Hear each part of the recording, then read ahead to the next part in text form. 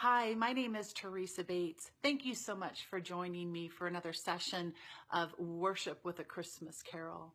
I know it's the week before Christmas and we're all very busy completing our last minute to-dos, but I invite you to take a moment and worship with me. One of my favorite Christmas carols is Silent Night, and I'd like to tell you the story of how that came about. It was actually written in 1818, and it's one of the most popular songs sung across our world in over 300 languages. But in 1818, Associate Pastor Joseph Moore was preparing to have a traveling group of actors come to his church in the Austrian Alps. The church organ wasn't working that night, and so they actually ended up doing the performance of the Christmas story in a private home. And as he was walking back from that performance, just meditating on all that had been shared that night, he came to a hill and was looking down on the town that was just covered with snow. And it was such a beautiful sight. He had recalled a poem that he had written 2 years previous, and immediately rang his church organist, Franz Gruber, and asked him to put music to these gorgeous words. Franz Gruber, because he didn't have his organ, played it Christmas Eve at the church with his guitar.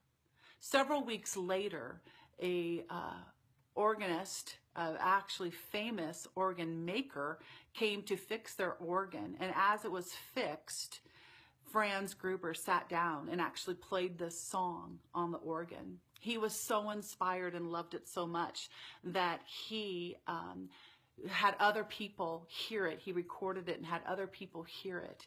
And it just went from there and exploded all throughout Europe, and was brought to the United States in 1863 and placed in one of our hymnals. And as I said, one of the carols that is sung more than any other carol. So as we prepare for Christmas next week, let's pause, quiet our hearts, and join me in singing Silent Night. Silent night, holy night, all is calm, all is bright, round yon virgin mother and child, holy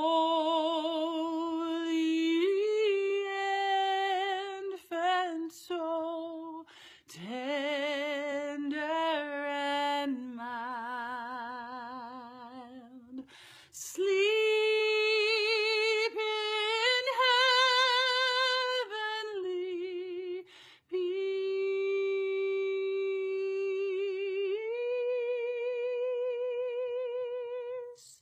sleep in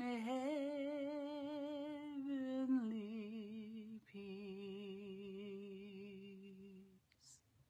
That's my prayer for you, that this week as you're preparing for Christmas, that you would be in perfect peace. Merry Christmas. I look forward to seeing you again next week for Worship with a Christmas Carol.